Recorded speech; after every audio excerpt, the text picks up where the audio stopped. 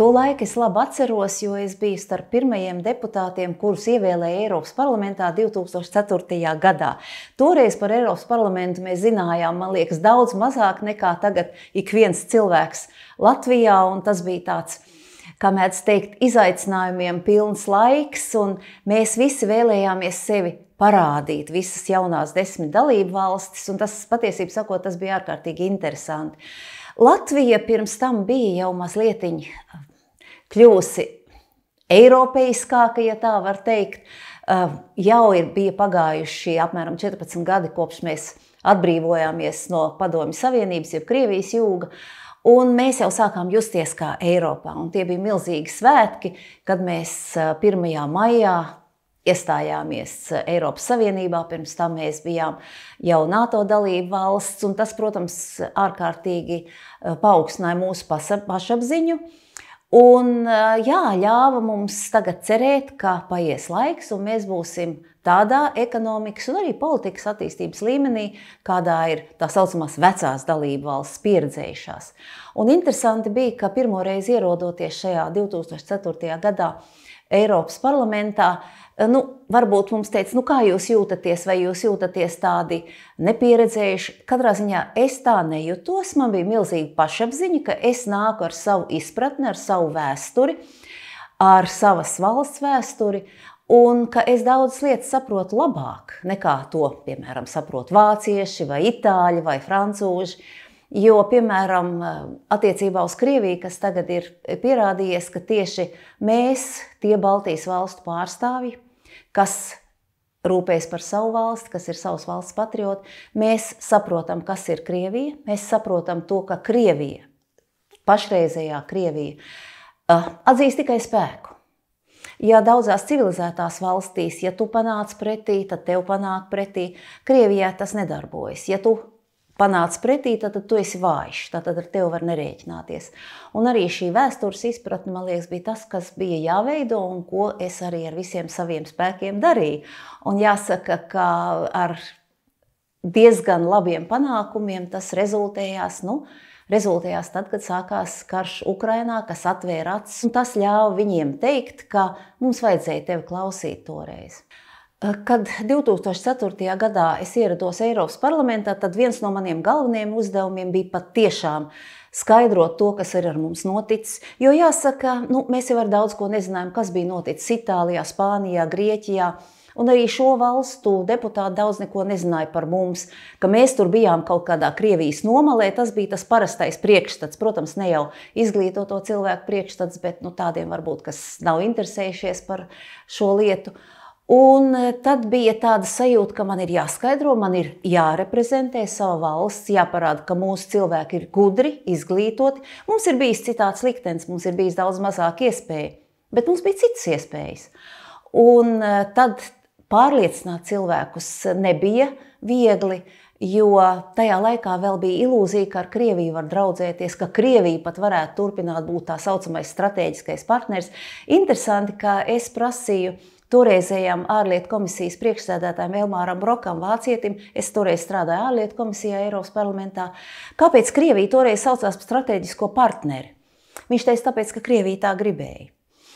Tā ir tā pieeja, kāda bija toreiz, bet mums bija daudz jāskaidro, kas mums var draudēt, ja Krievija tiešām uzskatīs sevi par strateģisko partneri, ja mēs uzskatīsim Krieviju par strateģisko partneri, ja visas tehnoloģijas, visa palīdzība tiks nodot Krievijai.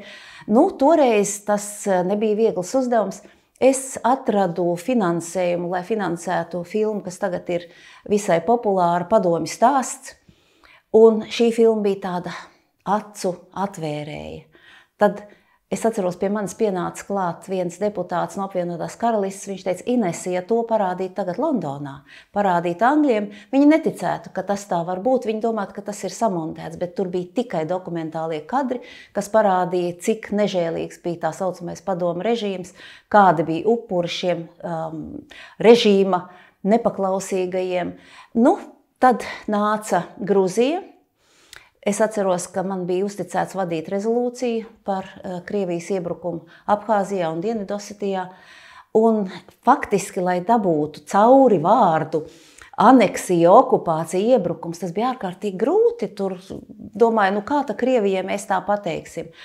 Jau 14. gadā, kad Krievija iebruka Krimā, tas jau mazliet kļuva vieglāk, bet arī jūs atceraties, ka Krima kļuva par iesaldēto konfliktu. Un ne tāpēc, ka mēs būtu mazāk aktīvi vai vairāk aktīvi strādājuši, bet tieši tāpēc, ka mums nenoticēja. Gan jau kaut kā ar Krieviju jāsadzīvo, un Krievija tomēr mūs apgādāja ar izejvielām un tādas pragmatiskas lietas. Lai gan es atceros arī toreiz 14. gadā bija ārlietu komitejas ārkārtas sēde, kurā es teicu, ka ir vajadzīgas steidzīgas sankcijas. Un es zinu, ka uz Krieviem ļoti labi iedarbojas personīgās sankcijas. Es teicu, uz Krievijas domi, valdību, uz prezidentu, uz viņu ģimenēm. Lūdzu, kā saka, lai šīs ģimenes, šīs kundzes nevarētu braukt iepirkties uz Franciju, lai bērni nevarētu studēt Anglijā. Es domāju, tas ļoti lielā Krievijas ietekmīgas sabiedrības daļā radītu pārdomas un iespējams, ka ja Eiropa būtu rīkojusies toreiz izlēmīgi, ļoti iespējams, ka nebūtu tas, kas notika 2002. gadā. Tā kā šī sapratne ir augusi un pūles tomēr ir atmaksājušās.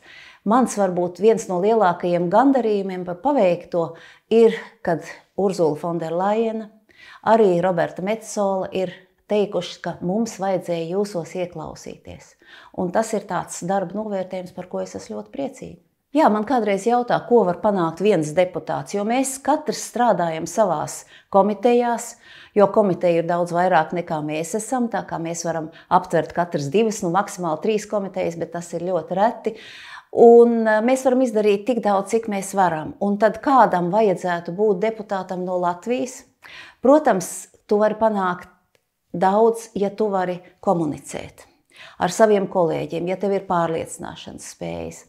Tu vari panākt daudz, ja tev ir valodas zināšanas. Valodas zināšanas ir nepieciešamas. Es varu brīvi komunicēt 4 valodās un mazliet var runāt vēl 2 valodās. Un tas ir ļoti svarīgi, jo mums ir oficiālie tulkojumi visās Eiropas Savienības oficiālās valodās, bet oficiālais tulkojums nepastāv, ja tu runā tieši ar savu kolēģi, ja tu mēģini viņu pārliecināt.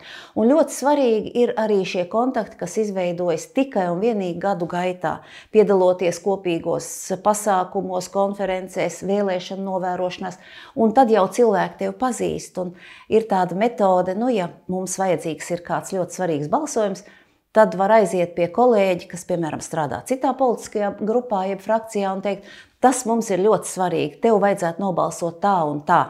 Un tad kolēģis zina, jā, Ines, es tevi pazīstu, tu esi kārtīgs cilvēks, un mēs varam to darīt. Protams, tas ir gadījumos, ja radikāli neatšķiras kādas valsts intereses, tad tāda metode ir lietojama, jo mums Eiropas parlamentā ir vairāk nekā 700 deputāti, un ar visiem izrunāties nav iespējams. Bet, lai kādu jautājumu atbalstītu, lai pieņemtu, ir vajadzīga vismaz puse deputātu piekrišana. Un tad tu nevari arī ar 300 vai 400 deputātiem izrunāties. Tad šie kontakti ir ārkārtīgi svarīgi. Tātad valodas zināšanas, komunikācijas spējas, pieredze, kontakti, tas ir ļoti svarīgi un to var izmantot, lai panāktu šajā gadījumā Latvijai vēlamo rezultātu. Katrs deputāts izvēlas tās sfēras, kurās viņš labprāt gribētu strādāt, bet tā kā ir dažas komitejas, kurās grib strādāt vairāk deputāti, ir komitejas, kurās varbūt negrib tik daudz deputātu strādāt, tad skatās pēc iepriekšējās pieredzes. Tā kā mana pieredze ir ļoti plaša bijusi, sākot no ekonomikas līdz ieskaitot ārlietām, tad pirmos 10 gadus es strādāju ārlietu sektorā, un pēc tam es nolēmu pievērsties savai izglītības tēmai, proti ekonomikai. Un arī man vienmēr ir tuva resursu taupošā ekonomika un arī cilvēks, vide. Tāpēc otra mana komiteja ir vides, veselības un pārtikas nekaitīguma komiteja. Tieši tādas praktiskas lietas, kas ir vajadzīgas cilvēkam. Lūk, un tad, kad tu esi izvēlējies šo savu darbības sfēru, tad visi likumi, direktīvas, regulas tiek skatīti no tā viedokļa, kas būtu izdevīgi Latvijai. Es esmu visai daudz strādājis, piemēram, ar mazo un vidējo uzņēmumu atbalstu. Ko vēlas mazie un vidēji uzņēmumi? Viņi vēlas, lai viņus atbalstītu nevienmēr finansiālā ziņā, bet viņiem ir jāzina, kādas ir šīs finanses iespējas. Vienmēr ir jācenšas samazināt birokrātiju, jo mazais uzņēmums nevar izlietot tādus resursus kā lielie uzņēmumi. Un tā tad arī, piemēram, ja attiecas likumi, piemēram, uz vidi. Mēs visi gribētu, lai mūsu planēta būtu zaļa un skaista, lai cilvēkiem būtu dzīvot droši, bet tas nav sasniedzams tikai ar vēlamības izteiksmi. Mums ir vienmēr jānodrošina arī resursi. Ja mēs pārējām uz resursu taupošu ekonomiku, tad mums ir tiem cilvēkiem, kas līdz šim varbūt ir bijis izšķērdīgāk resursu ziņā, tad ir jādod palīdzība. Informācija arī, piemēram, finanšu palīdzība, un tāpēc es esmu daudz strādājis ar tā saucamo sociālo klimatu fondu, lai tiešām tie mazie vidēji uzņēmumi cilvēki, arī daļēji lauksaimnieki, saņemtu to palīdzību, kura viņiem būs nepieciešama pārējot uz vidē draudzīgāku ekonomiku. Tātad saprātīga pārēja, tāda pārēja, kas nepadara nabadzīgus cilvēkus, kam ar to ir jāstrādā un kam šī pārēja ir jāīsteno. Latvija no ekonomikas viedokļa ir iegūs ārkārtīgi daudz.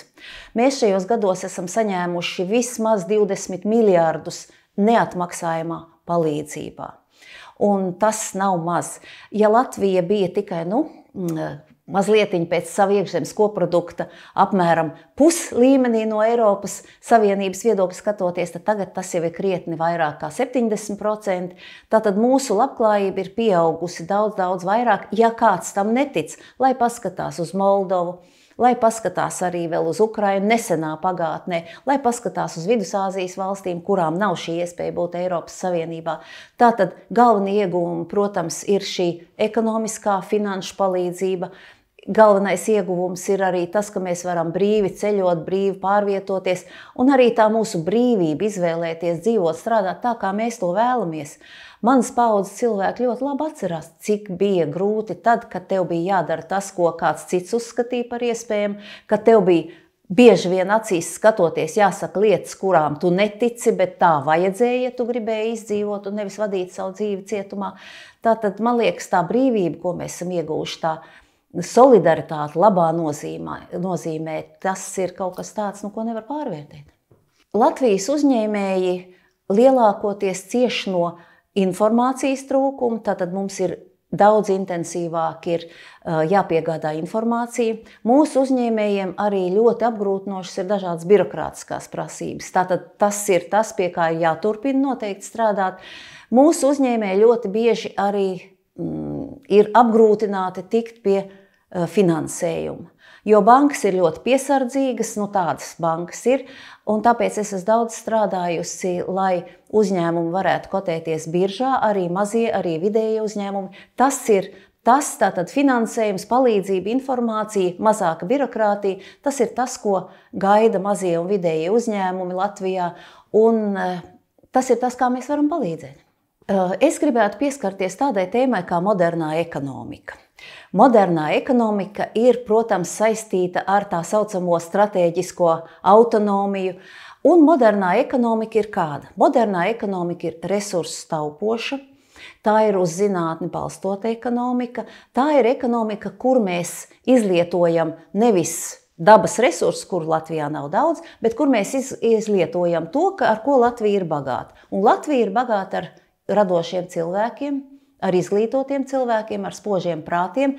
Mēs varam būt pionieri tajās sfērās, kur ir vajadzīgas zināšanas. Un mums ir ļoti daudz labu iestrāžu. Piemēram, ja mēs skatāmies uz karu Ukrainā, ļoti efektīvi darbojas droni. Mums ir iespējas, kā iesaistīt digitālo ekonomiku, dažādus kiberrisinājumus, arī mākslīgo intelektu, lai nodrošinātu vispirms mūs, lai mēs justos droši, un arī mēs varētu palīdzēt citiem. Un šī modernā ekonomika ir vērsta tieši uz zināšanu izmantošanu, mazāku resursu izmantošanu un uz, protams, to, lai tiktu audzēta arī apkārtējā vide. Tas viss ir mūsu rokās. Mūsu uzņēmēji ir pierādījuši, ka viņi to var, ka tur viņi ir spēcīgi. Un jāsaka, ka mūsu uzņēmējs ļoti novērtē citās valstīs.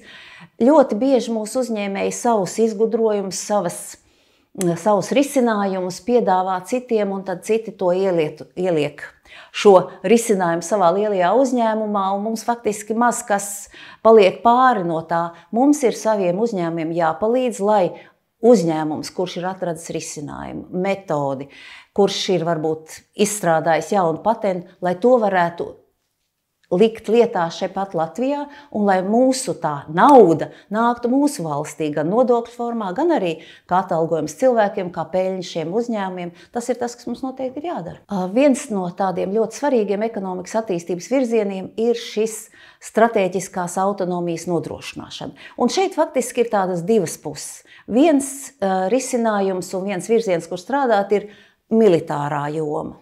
Jo pēdējo gadu notikumi parādījuši, ka mums pašiem ir jābūt spējīgiem sevi aizstāvēt, bet militārā industrija pagaidām Eiropā ir diezgan sadrumstalota, tātad mums ir jākļūst spēcīgākiem. Mums ir jāuzlabo ekonomiskie un militārie sakari starp dalību valstīm, starp dažādām armijām, dažādās dalību valstīs. Protams, ka NATO būs un paliks galvenais mūsu drošības garants, bet arī mums ir jābūt spēcīgiem. Mums ir jāiegulda šie 2% no iekšzemes koprodukta aizsardzībā un militārajā rūpniecībā, un Latvija ir apņēmusies vairāk, un tas arī ir ļoti labi, to partneri no mums sagaida, jo galu galā mēs esam tie, kas dzīvo blakus ļoti nedraudzīgam un ļoti agresīvam kaimiņam, tātad mēs esam ļoti ieinteresēti. Tā ir viena puse, tātad militārās rūpniecības attīstība, drošības attīstība, jo militārā rūpniecība arī nes pienesumu ekonomikā. Tur ir jaunas darba vietas, ir jauna līdzekļu aprite, tā ka ekonomika arī no tā nezaudēs. Protams, ir skumji, ka jāiegulda līdzekļi militārā jomā, bet tas ir jādara. Otrs šīs autonomijas virziens ir tas, kas spilgti parādījās arī pirms dažiem gadiem, kad pēkšņi pārtrūka piegādes ceļi, ka pēkšņi mēs nesaņēmām, piemēram, no Ķīnas dažādas mikroshēmas, no dažām valstīm izēvielas, un mēs jutāmies apjukuši un nelaimīgi. Tāpēc mums ir jāmeklē droši partneri, droši piegādes avoti, un tā ekonomikas daļa, kura diezgan neapdomīgi tika pārcelta dēļ tā, ka mazākas izmaksas tur varētu būt, piemēram, uz Ķīnu, uz Dienvidaustrumāzijas valstīm, šīs nozars ir jātīst arī pie mums, arī Eiropā. Jā, tas varbūt izmaksās dārgāk, bet ja mēs to nedarīsim, tas ļoti dārgi var izmaksāt nākotnē. Tātad mums ir jākļūst arī tādi strateģiski autonomiem gan militārā ziņā, gan arī ekonomiskā ziņā, jo cilvēki vēlas dzīvot droši, gan no militārā viedokļa, gan no tā, ka es varēšu pabarot savus bērnus, es varēšu uzturēt savu ģimeni, ka man būs elektrība, jo jūs jau zināt, ka elektrība ir tāda lieta, ja pēkšņi atslēdz elektrību, mēs esam pilnīgi bezspēcīgi. Mēs pat mobīlo telefonu nevaram uzlādēt, jo bez mobilā telefona vairs neviens nevar dzīvot. Tātad mums ir vajadzīgi šie energoresursi, un mēs bijām pārāk atkarīgi Eiropā, piemēram, no Krievijas gāzes. Mums ir jāattīsta vidē draudzīga enerģija, mums ir jāattīsta lēta enerģija, jo tas mums palīdzēs arī nokāpt kopumā Eiropā no Krievijas energoresursu atkarības adatas. Latvija šajā ziņā jau sekmīgāk virzās uz enerģētisko neatkarību, bet daudzas valsts joprojām ir atkarīgas enerģētikas ziņā no visai neusticamiem piegādātājiem, un tas ir tas, pie kā mums ir ļoti, ļoti nopietni jāturpina strādāt. Izveidojot vēja parkus, saules parkus, mums ir ļoti rūpīgi jāskatās, ko mēs, ko Latvija no tā iegūsim. Ja, piemēram, tiek veidots, pieņemsim, kādā vietā vēja parks, no kura Latvija neko neiegūst, bet, piemēram, tiek iznīcināta vietējā uzņēmēja darbība vai, teiksim, skaists skats, kas ir uzņēmēja darbības pamatā, bet visa tādējādi iegultā enerģija, piemēram, tiek eksportēta uz Rietumu Eiropu, tad jāskatās, kas un ko iegūs no šādiem vēja parkiem vai saules parkiem, un kurās vietās tieši tie būtu izvietojami. Paši par sevi vēja parku un saules arī bateriju parki ir, protams, ļoti labas lietas un vajadzīgas lietas. Šeit galvenais tas, kur mēs tos novietojam, un galvenais, ko no tā iegūs tie cilvēki, kas dzīvo šo parku tūmā, kas veic uzņēmēju darbību, pateicoties šiem parkiem, vai tieši otrādi, kur uzņēmēju darbība varētu tikt apdraudēta.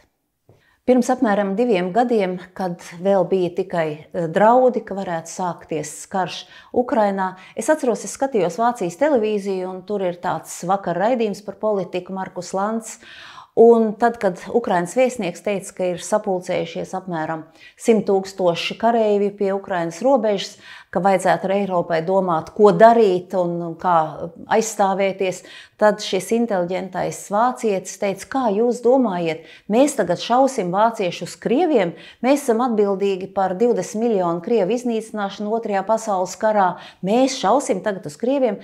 Bija pilnīgi neizpratne. Pirmkārt, 20 miljoni nebija tikai krievi, otrkārt, Staļins pielika krietnu roku, lai iznīcinātu šos cilvēkus, bet bija tāda neizpratne, ka šajā gadījumā viens ir agresors un otrs ir upuris. Viens ir agresors un otrs ir upuris. Viens ir tas, kas pārkāp jebkurus starptautiskus līgumus, otrs no tā cieš. Un šoreiz es pēc tam, kad sākās karš, Ukrainā es biju ļoti pārsteigta, ka Eiropas dalībvalstis tik ātri vienojās par palīdzību. Tas bija varbūt tas galvenais gandarījums, ja vispār var runāt par gandarījumu šādā situācijā, ka tik ātri atvērās acis. Un tiešām palīdzība sākās arī sankciju paketes izstrāde. Tas bija grūts process, jo ekonomiskās intereses, sevišķi rietumu valstīm, Krievijā un ar Krieviju ir ārkārtīgi izteikts vēl arī joprojām, bet tagad, protams, ir situācija daudz uzlabojusies, bet toreiz tas likās, ko nu tagad darīt, un katru sankciju paketi panākt bija ārkārtīgi grūti.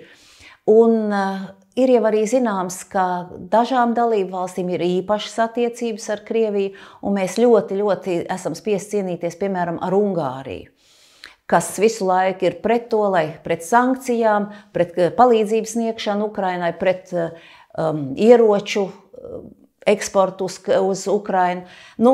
Man liekas, ka ļoti efektīva metode, kā panākt, lai Ungārija sadarbotos un ar Eiropas Savienību un nesaspēlētu kaut kādu īpašu lomu, bija tas, ka mēs daži deputāti Eiropas parlamentā pieņēmām rezolūciju, ar kuru tiek aicināts ievadīt 4. pantu, 7. pantu Eiropas Savienības līgumā un nonākt pie balsstiesību ierobežošanu Ungārijai.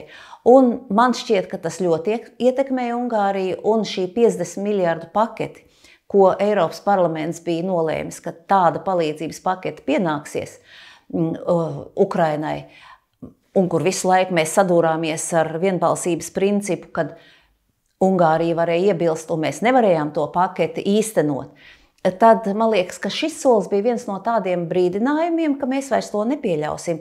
Nevis Ungārija, piemēram, tiks uzpirkt kaut kādā veidā ar papildus finanšu līdzekļiem, bet nē, ja jūs turpināsiet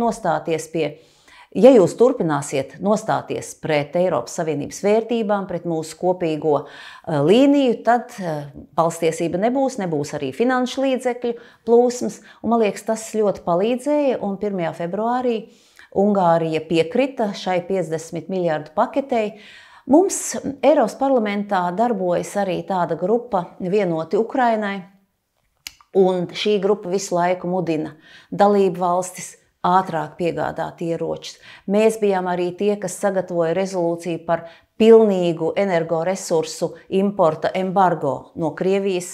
Šis embargo sāk jau darboties pamazām. Tas nenotiek vienā dienā, bet jāsaka, ir ļoti samazinājies. Tieši pateicoties Eiropas parlamentāriešu mūsu aktīvai rīcībai, ir ļoti samazinājies šis energoresursu imports no Krievijas. Kāpēc tas ir tik svarīgi? Mēs, pērkot energoresursus no Krievijas, mēs būtībā finansējam šo brutālo nežēlīgo karu, un tas ir jāpārtrauc. Un arī Vācija, piemēram, kas ļoti bija atkarīga arī Vācija, kas bija ļoti atkarīga no Krievijas gāzes, ir uzvedusies, ja tā var teikt, ļoti labi un krietni samazinājusi savu atkarību. Un cilvēki redz, ka mēs varam iztikt bez Krievijas resursiem, bez energoresursiem, un tagad nākošais solis ir, manuprāt, ka lielā mērā ir jāpārtrauc visa veida ekonomiskie sakari ar Krieviju, cik tas ir iespējams, un cik tas ir iespējams neiznīcinot pilnīgi dažas mūsu nozares, jo pašlaik mums ir pats svarīgākais ir pabeigt šo karu, pats svarīgākais ir, lai Ukraina šajā karā uzvarētu un uzvarētu pēc iespējas ātrāk, jo es pat negribu domāt par variantu, kas būtu, ja Ukraina zaudētu šajā karā. Tas nozīmētu zaudējumu arī Eiropai, un tas nozīmētu, ka agresoram tiktu dots laiks sagatavoties turpmākajai agresijai. Jo Putins savulaik deklarējot, ka PSRS sabrukums ir lielākā 20. gadsimta ģeopolitiskā katastrofa, viņš arī pateica skaidri savu mērķi atjaunot šo veidojumu, un tas ir tas, ko mēs noteikti negribam, un to mēs vairs nekad negribam piedzīvot, dzīvot šādā valstī, dzīvot okupācijā, tas ir tas, ko mēs noteikti negribam. Visefektīvākais veids, kā panākt lēmums Eiropas parlamentā, ir tātad kompetence, valodas zināšanas, komunikācijas prasme. Ļoti svarīgi ir darbs lielā frakcijā. Un man ir bijusi tā izdevība un arī, varētu teikt, veiksme darboties Eiropas Tautas partija frakcijā. Tā kā mēs esam bijuši lielākie, tad mūsu līnija, mūsu centieni, tie ir realizējami. Mums ir arī maz frakciju pārstāvju, un viņi sevi kādreiz sauc par ietekmīgiem deputātiem, bet faktiski viņi neko ar daudz nevar ietekmēt, jo viņi ir tik nelieli, ka to balsu vairākumu viņi nevar sasniegt. Viņi var sasniegt kaut kādus amatus, noteiktu kvotu ietvaros, jo Eiropas parlaments respektē arī mazas frakcijas, bet lēmumus labus panākt nevar. Ja mēs vērosim populisma pieaugumu, tad tās būs mūsu kļūdas. Mums ir jāskatās, ko vēlas mūsu cilvēki. Ja cilvēki ir nobažījušies par milzīgu migrācijas pieaugumu, tad mums ir vajadzīga nopietnāka migrācijas kontrole.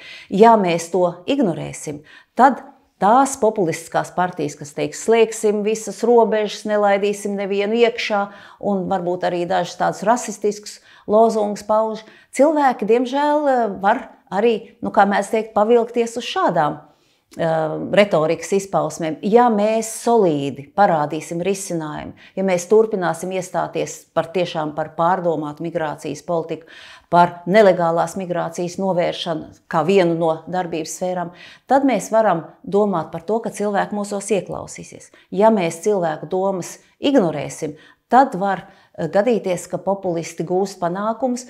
Pēc tam jau cilvēki redzēs, ka tas nav ceļš, kā sasniegt kaut ko.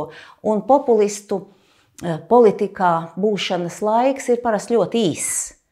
Bet tomēr šajā laikā, kamēr populisti darbojās politikā, viņi var izdarīt ļoti daudz nepatīkamas lietas un arī noskaņot cilvēkus pret tādu racionālu lēmumu pieņemšanu. Tagad tas ir nopietni, un galvenā pretpote šādiem populistiskiem izgājieniem ir uzklausīt cilvēkus, ieklausīties un izstrādāt saprātīgus risinājumus, parādot, kāpēc tieši tāds risinājums ir pareizs un kāpēc saukļi var palikt tikai saukļi, ja nav praktiski risinājumi. Es stingri uzskatu, ka katram sava balss ir jāizmanto šajās Eiropas parlamenta vēlēšanās, ka ir jābalso par tiem cilvēkiem, kuri spēj darboties visefektīvāk tieši Eiropas parlamentā, kuri zina, ko darīt, kuri zina, kā panākt rezultātu. Es pat esmu gatava šo darbu turpināt. Es uzskatu, ka ir jāturpina stiprināt militārā drošība, ko es esmu darījusi arī ar saviem spēkiem Eiropas parlamentā, ir jāturpina rūpēties par ekonomisko drošību, par jaunu, modernu, digitālu ekonomiku, resursu taupošu ekonomiku. Un tiešām ir svarīgi nevis varbūt, lai ievēlētu vienkārši populārus, pazīstams cilvēkus, bet cilvēkus, kuri var strādāt, piemēram, ar budžetu. Es esmu gatava strādāt ar Eiropas parlamenta budžetu, sākot no pirmās dienas. Es esmu strādājis budžeta komitejā, es zinu, kas Latvijai ir izdevīgi, un šo laiku, kamēr citi deputāti, kas varbūt sāktu darbu pirmo reizi Eiropas parlamentā, iejustos un saprast, kas jādara, es varētu izmantot jau, lai ražīgi strādātu sadarbībā ar saviem kolēģiem pie tādiem finanšu un ekonomikas risinājumiem, kas mūsu Latvijai ir vajadzīgi. Tātad cilvēkiem ir ļoti, ļoti rūpīgi jāizvērtē pieredze, spējas kaut ko panākt un, protams, arī līdz šim panāktais. Viens no ieguvumiem, ko Eiropas Savienība mums ir devusi, protams, ir šie ekonomikas attīstības fondi. Un šos fondus ir iespējams izlietot arī ēku renovācijai. Manu ir uzticēti Eiropas Savienības renovāciju vēstnieces pienākumi, tātad es esmu tas cilvēks, kuram ir jāaicina renovēt mājas. Es to daru ar prieku un ar pārliecību, jo ieguldot līdzekļus māju renovācijā, atjaunošanā, Mājokļi kļūst patīkamāki, dzīvošanai patīkamāki, mājokļi kļūst arī vērtīgāki. Un samazinās arī dzīvokļu uzturēšanas izmaksas, apkūres izmaksas. Vēl ir viens iegūms ēkas renovējot. Tas ir tas, ka, var teikt, nauda paliek Latvijā. Jo mēs izmantojam vietējos būvmateriālus, mēs izmantojam vietējo darba spēku, un tas arī ļoti svarīgi. Tā kā iegūmi gan tiem, kas strādā, gan arī tiem, kas šos risinājumus arī īsteno. Ja man kādreiz jautā, ko tad tu īsti esi panākusi Eiropas parlamentā, tad, protams, viens ir darbs ar mazajiem vidējiem uzņēmumiem, ar viņu interešu pārstāvību. Tas ir arī tīri tādas praktiskas lietas. Es atceros, kad Latgalē bija šie milzīgie plūdi, un mūsu valdība bija tāda varbūt toreiz mazliet apjukusi, ka no budžeta tagad ir jāsadz katastrofas izdevumi. Tad es lūdzu, lai aplēš šos zaudējumus un lai iesniedz pieprasījumu sekt šos plūdu radītos zaudējumus no Eiropas Savienības budžeta. Tas tika izdarīts, un es arī uzņēmos referentes uzdevumu šajā jautājumā, un mūsu Latvija saņēma 17 miljonus, lai likvidētu plūdu sekas. Tas ir viens tāds praktisks piemērs. Man patīk praktiskas lietas, un tāpēc es esmu daudz strādājis pie tie saucamajiem pilotprojektiem. Pilotprojekts ir tāds projekts, ko var sastādīt faktiski katrs deputāts teorētiski. Bet, lai šo pilotprojektu atbalstītu sākumā komitejās, pēc tam arī visā Eiropas parlamenta budžetā un Eiropas Savienības budžetā, šiem pilotprojektiem ir jābūt ļoti labi izstrādātiem. Tiem ir jābūt par aktuālu tēmu un arī tādiem, kur var piesaistīt ekspertus un dot konkrētus ieteikumus, kā šo problēmu risināt. Es esmu ar saviem pilotprojektiem, tādu pavisam ir bijuši 5 šajā sasaukumā un vēl daži iepriekšējos sasaukumos. Es esmu panākusi apmēram 6 miljonus, ko eksperti var izlietot kādas problēmas pētīšanai.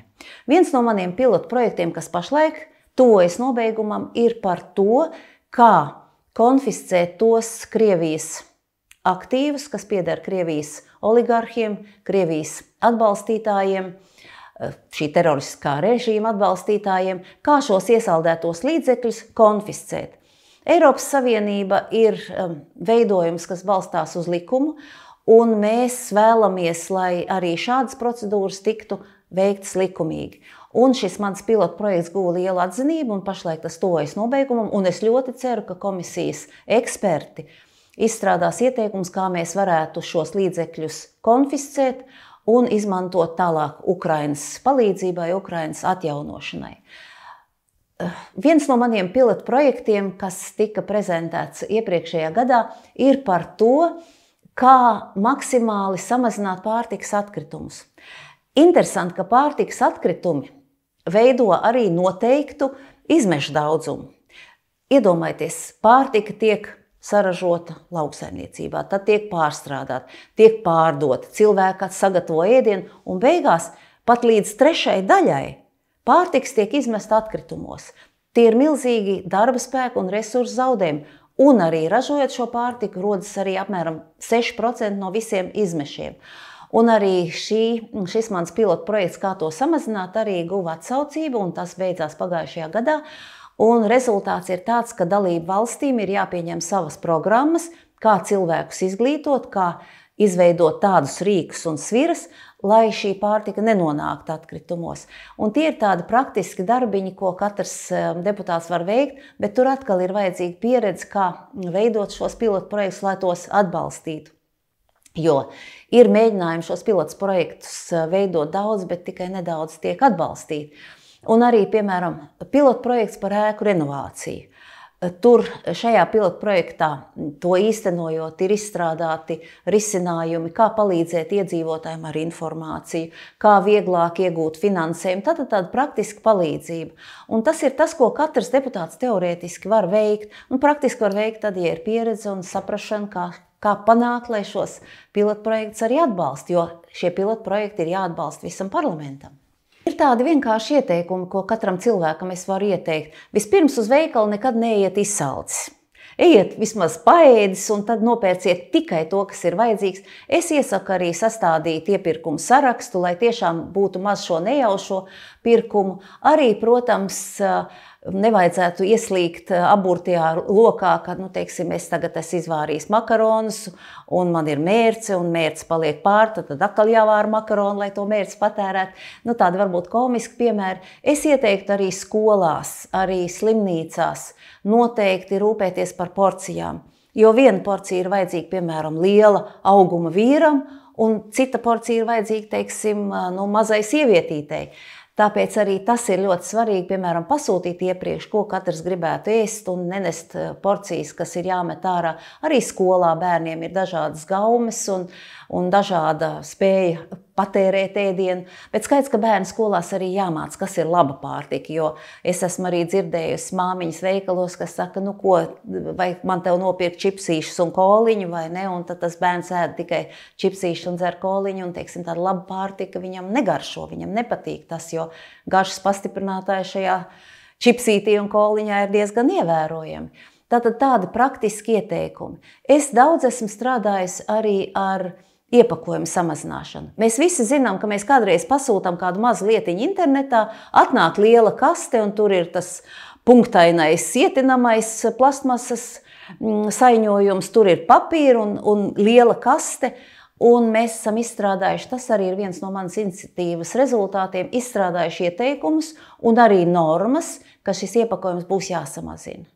Un vēl viena ļoti būtiska atkrituma sastāvdaļa ir tekstilu izstrādājumi. Ražotāji pārstrādā tikai 1% no visiem tekstilu izstrādājumiem, ko tie laiž pārdošanā, un šī situācija arī jāmaina. Un mēs esam izstrādājuši likumu, kad būs ražotājiem jāizvieto konteineri ne tikai lielajās pilsētās, bet arī plašākā mērogā, kur savākt šos tekstilu atkritumus un tos pēc tam pārstrādāt. Tātad šī pārstrāde un iepakojuma samazināšana tie arī ir ļoti nopietni jautājumi, pie kuriem es esmu gatavs strādāt arī turpmāk. Eiropas parlamentā es strādāju arī tā saucamā Eiropas jaunā Bauhausa atbalsta grupā. Bauhaus ir tāds arhitektūras, pilsētu plānošanas un arī vides veidotāju kopdarbs, lai cilvēkam vidi padarītu patīkamu, lai vide būtu skaista, ērta dzīvošanai, lai cilvēki varbūt nebūtu spiesti mērot ļoti lielus attālumus uz veikalu vai uz saviem pakalpojumiem, bet galvenais ir šī skaistuma, labas arhitektūras savienojums ar praktiskajām vajadzībām.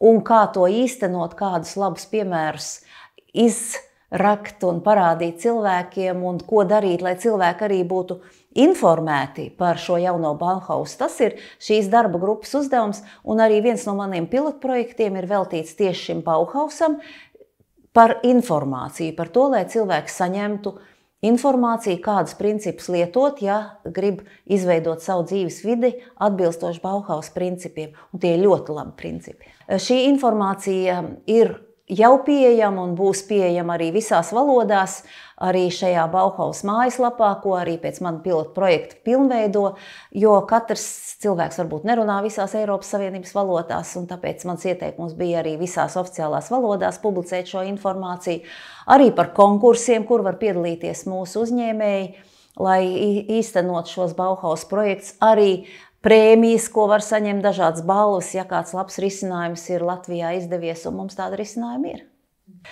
Mākslīgais intelekts ir, var teikt, sasniedz ļoti lielu popularitāti. Mēs to galvenokārt redzam kā tādu izklaides veidu, kad tiek cilvēks pārveidots un pārveidot viņa valoda. Bet mākslīgais intelekts būtībā ir ļoti nopietna lieta, un to prasmīgi pielietojot var atrisināt daudzas veselības problēmas. Kaut vai, piemēram, uzķert, ka cilvēks ir pārciets insultu pēc viņa valodas, arī apkopot dažādas problēmas transportā, bet tiešām arī veselības aprūpē. Tas ir tās labās lietas, un tas noteikti ir jāizmanto.